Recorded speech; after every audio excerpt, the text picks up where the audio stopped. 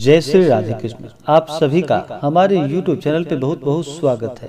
आइए जानते हैं मार्गशीर्ष अग्रहण माह में पड़ रहा प्रदोष व्रत के शुभ मुहूर्त पूजन विधि के बारे में। प्रदोष का व्रत हर माह के कृष्ण पक्ष और शुक्ल पक्ष की त्रयोदशी तिथि के दिन प्रदोष का व्रत किया जाता है।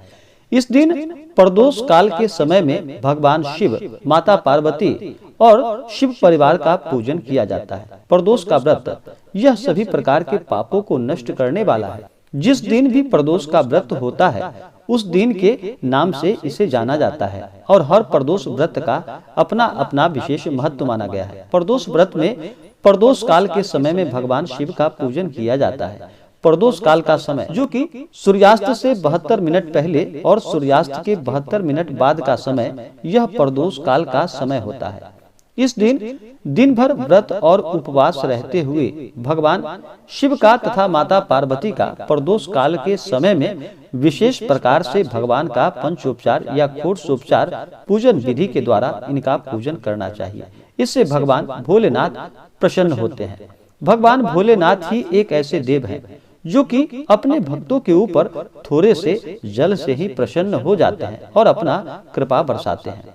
जो भी जातक प्रदोष का व्रत करते हैं उन्हें चाहिए कि त्रयोदशी तिथि के दिन सुबह ब्रह्म मुहूर्त में उठ करके नित्य क्रियाओं से निवृत्त हो करके इस दिन गंगा नदी में या घर के नहाने के पानी में ही थोड़ा सा गंगा जल मिला करके स्नान करना चाहिए, शुद्ध वस्त्र धारण करना चाहिए और मन में संकल्प लेना चाहिए, भगवान से प्रार्थना करनी चाहिए कि हे प्रभु, हे भगवान भोलेनाथ, हे माता पार्वती, आज मैं आपके प्रदोष का व्रत करने जा रहा हूँ या करने जा रही हूँ। इस प्रकार से प्रभु से प्रार्थना करनी चाहिए। आपके मन में जो भी इच्छा हो, जो भी कामना हो, वह भगवान भोलेनाथ और माता पार्वती से कहनी चाहिए। भगवान का कम से कम 2 समय पूजन करना चाहिए। सुबह और शाम के वक्त विशेष प्रकार से प्रदोष काल के समय में भगवान शिव का पूजन करना चाहिए।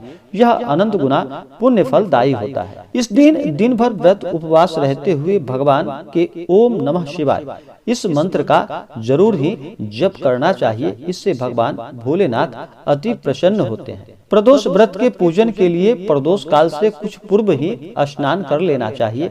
स्नान करके शुद्ध वस्त्र धारण करना चाहिए। इस दिन पुरुषों को सफेद वस्त्र धारण करके भगवान शिव का पूजन करना चाहिए। पूजन के लिए भगवान शिव के मंदिर में पूजन कर रहे हैं तो यह बड़ा ही लाभकारी होता है। नहीं तो अगर घर पे भी कर रहे हैं तो पूजन के स्थान पर एक अच्छे से जगह ले, वहां उस जगह को अच्छे से पवित्र करके वहां पे एक चौकी लगाएं। चौकी को अलग से 5 रंगों से सजाएं। वहां चौकी पर सफेद वस्त्र भगवान शिव के लिए बिछाएं और लाल वस्त्र माता पार्वती के लिए बिछाएं और वहां पर भगवान शिव की, माता पार्वती की फोटो या प्रतिमा रख करके इनका पूरे विधि विधान के साथ पूजन करें। इस दिन पूजन के लिए कुशा के आसन का प्रयोग करना चाहिए और भगवान का पूरे विधि विधान के साथ पूजन करना चाहिए।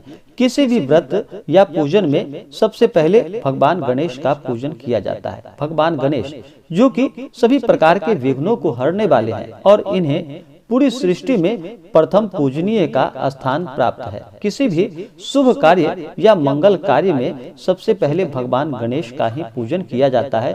तो सबसे पहले भगवान गणेश का पूजन अवश्य करें। उसके बाद अगर कलश बिठा रहे हों तो कलश का पूजन करें। नवग्रह इंद्रादि 10 दिक्पाल देवता का पूजन करें। भगवान विष्णु का पूजन करें। उसके बाद फिर भगवान शिव और माता पार्वती का पूजन करें। भगवान शिव को इस दिन विशेष प्रकार से उनका जल से अभिषेक करें। भगवान शिव को पंचामृत अर्पित करें। उसके बाद शुद्ध गंगा जल चढ़ाएं। भगवान शिव को वस्त्र अर्पित करें। उसके बाद यज्ञोपवीत भगवान को चढ़ाएं। उसके बाद अक्षत, चंदन, पुष्पों की माला भगवान शिव को अर्पित करें। भगवान शिव को बिल्वपत्र अति प्रिय है तो भगवान शिव को 3 पत्तों वाला बिल्वपत्र अर्पित करे। बिल्वपत्र पे राम का नाम लिख ले या ओम नमः शिवाय यह लिख करके भगवान के ऊपर बिल्वपत्र चढ़ाएं। उसके बाद भांग, धतूरा, शमी पत्र भगवान शिव को अर्पित करे।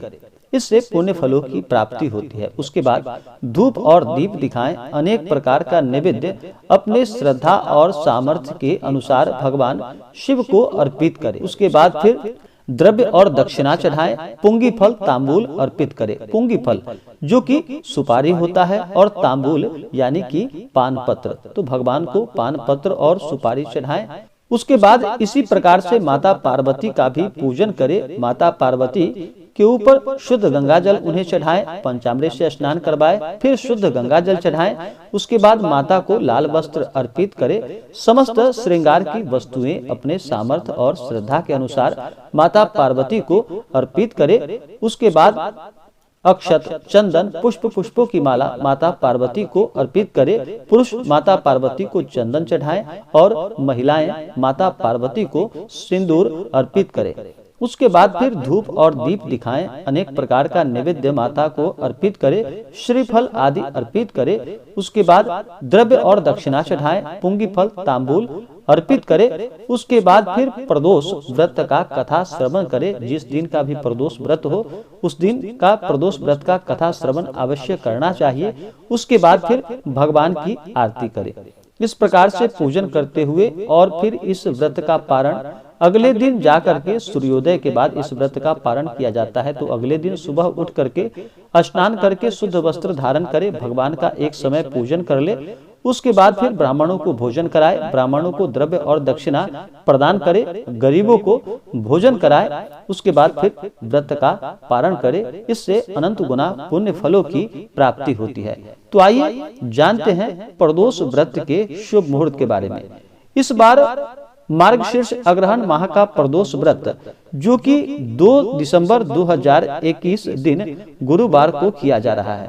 गुरुवार दिन पड़ने के कारण इसे गुरु प्रदोष के नाम से जाना जाता है। जो भी जातक गुरुवार का प्रदोष व्रत करते हैं उन्हें सभी खतरों से छुटकारा प्राप्त होता है। उनके ऊपर कभी कोई खतरा नहीं आता और इससे पूर्वजों का आशीर्वाद प्राप्त होता है।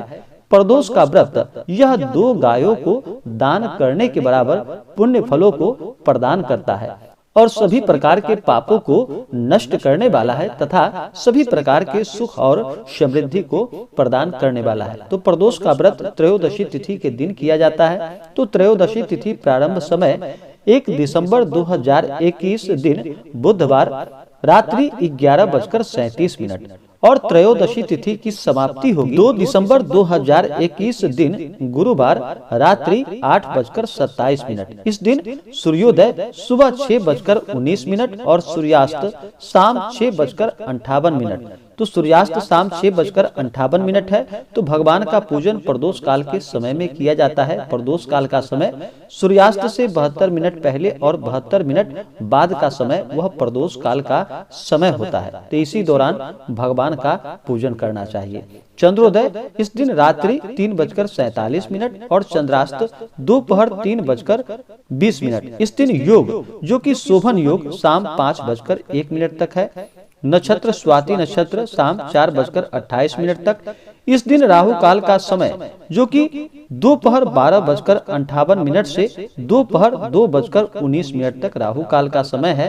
तो राहु काल समय के दौरान कोई भी शुभ कार्य नहीं किया जाता है, यह लाभकारी नहीं होता है। इस दिन सूर्य वृश्चिक राशि में रहेंगे और चंद्रमा तुला राशि में रहेंगे।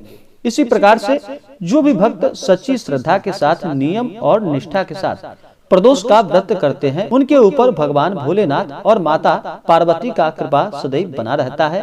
तो भगवान का पूजन पूरे नियम और निष्ठा के साथ करें।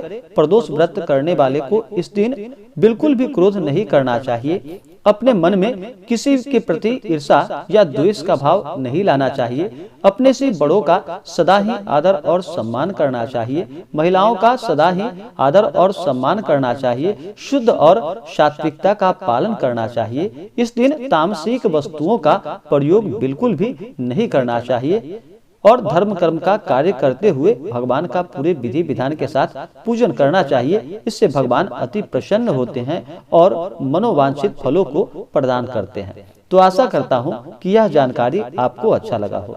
ऐसे ही ज्ञानवर्धक जानकारियाँ प्राप्त करने के लिए हमारे इस चैनल को लाल बटन दबा करके सब्सक्राइब करें, साथ में बेल आइकन घंटी दबाएं ताकि मेरे वीडियो का नोटिफिकेशन आपके पास सबसे पहले पहुंचे। वीडियो को लाइक और अपने मित्रों तथा दोस्तों के साथ शेयर करें। सुखी रहें और स्वस्थ रहें। जय श्री राधे कृष्ण। धन्यवाद।